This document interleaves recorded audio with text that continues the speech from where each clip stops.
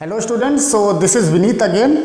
अब ये हमारा सेकंड वीडियो है क्वेश्चंस के बारे में। पहले हम लोग ने कुछ क्वेश्चंस किए, कार्टेशियन प्रोडक्ट के कुछ इंपॉर्टेंट रिजल्ट्स होते हैं जिसमें डिस्ट्रीब्यूटिव लॉ लगता है, वो क्वेश्चन हम लोग ने पिछले वीडियो में किया था। अब हम आते हैं मेन क्वेश्चन पे, जो हमारे चैप्टर का मेन क्वेश्चन है, रिलेशंस चैप्टर का, कि रिलेशन कैसे निकाला जाता है और उसके बाद उसका डोमेन और रेंज कैसे निकाला जाता है। ओके, ये हमारा एक बहुत बड़ा स्टेपिंग ब्लॉक है towards finding the domain and range of a function, जो कि मच मोर कॉन्सेप्चुअल और इम्पोर्टेंट भी है। तो डोमेन और रेंज पहले रिलेशन का सिंपल फॉर्म में हम लोग समझ लेंगे, तो जब फंक्शन चैप्टर आएगा तो उसको समझना आसान रहेगा। ठीक है, डोमेन रेंज हम बता चुके हैं क्या होता है। पहला वाला सेट जिसकी मैपिंग हुई रहती है वो हमारा डोमेन होता है, और जो उसकी इमेज रहती है वो हमारा रेंज रहता है। तो पहला क्वेश्चन हम लोग ने दो क्वेश्चन लिया है, दोनों एनसीईआरटी से है।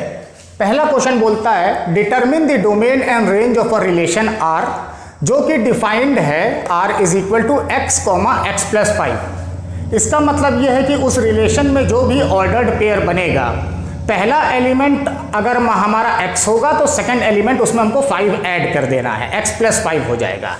x लेकिन हमारा बिलोंग करना चाहिए 0, 1, 2, 3, 4, 5 में।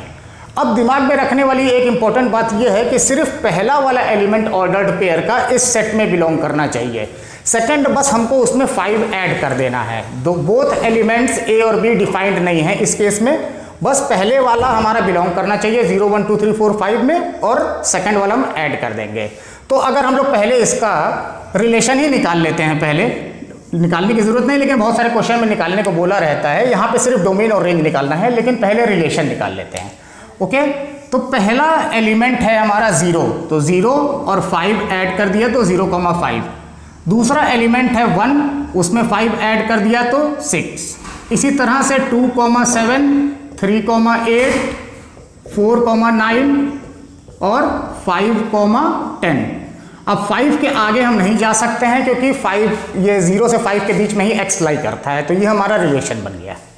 अब इसका डोमेन अगर हमको फाइंड करना हो तो डोमेन ऑफ रिलेशन अगर हमको फाइंड करना हो तो सारा पहला एलिमेंट इसका हमारा डोमेन में आ जाएगा, 0, 1, 2, 3, 4, 5।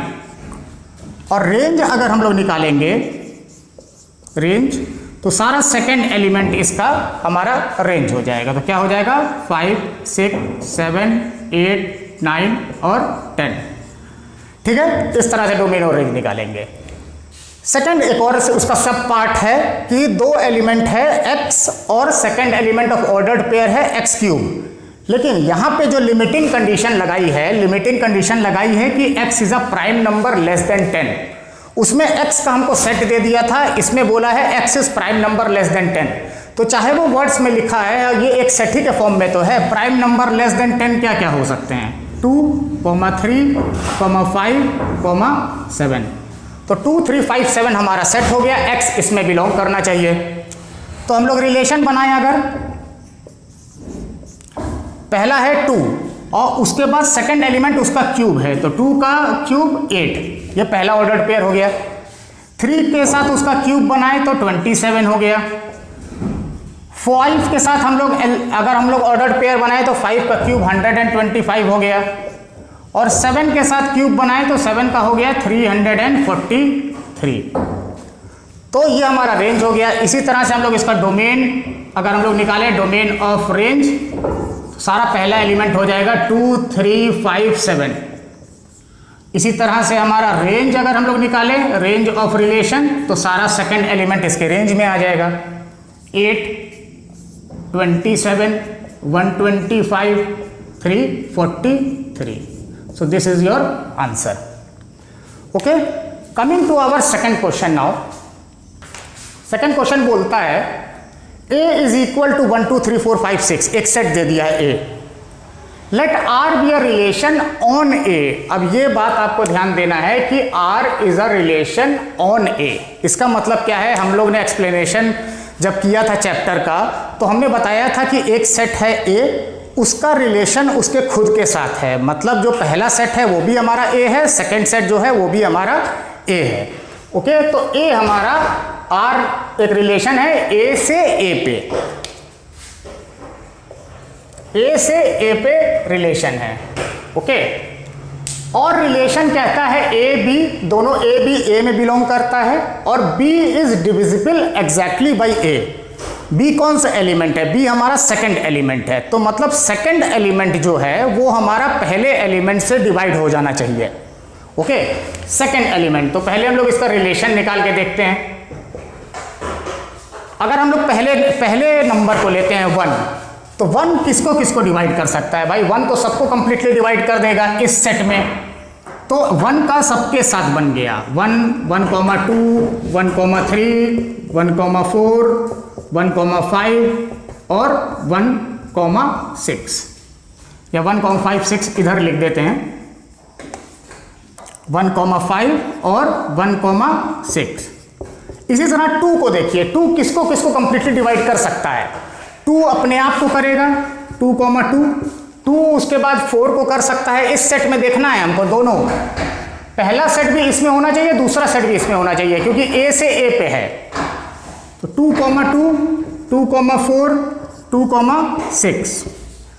इसी तरह 3 किसको किसको डिवाइड कर सकता है? 3 खुद को डिवाइड करेगा 3,3, 3,6। अब 3,9 हम नहीं कर सकते, 9 इसमें नहीं है, ठीक है।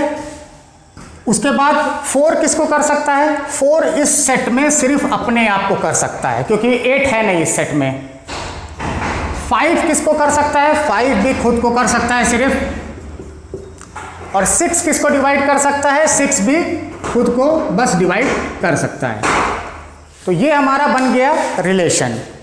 अब डोमेन और रेंज फाइंड करना है, तो सिंपल वही कॉन्सेप्ट कि सारा पहला एलिमेंट हमारा डोमेन हो जाएगा, सारा सेकंड एलिमेंट हमारा रेंज हो जाएगा।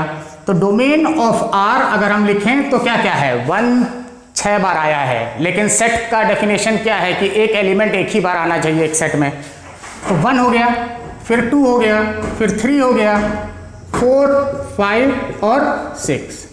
इसी तरह से अगर आप रेंज भी देखेंगे, रेंज ऑफ आर, तो रेंज में भी वही सारे नंबर हैं। देखिए 1 यहाँ से आ गया, 2 यहाँ से आ गया, 3 यहाँ से आ गया, 4 यहाँ से आ गया, 5 यहाँ से, 6 यहाँ से, उसके अलावा कोई और एलिमेंट हमारा आया ही नहीं है। तो 1, 2, 3, 4, 5, 6। So this is your answer. So this was question about domain and range और रिलेशन कैसे फाइंड करते हैं। I hope you have understood this video. और अब हम लोग अपने नेक्स्ट वीडियो में फंक्शन चैप्टर को स्टार्ट करेंगे, जो कि वेरी इंपॉर्टेंट चैप्टर है, वो आपका क्लास 12th में भी है, relation and function. So thank you, stay safe.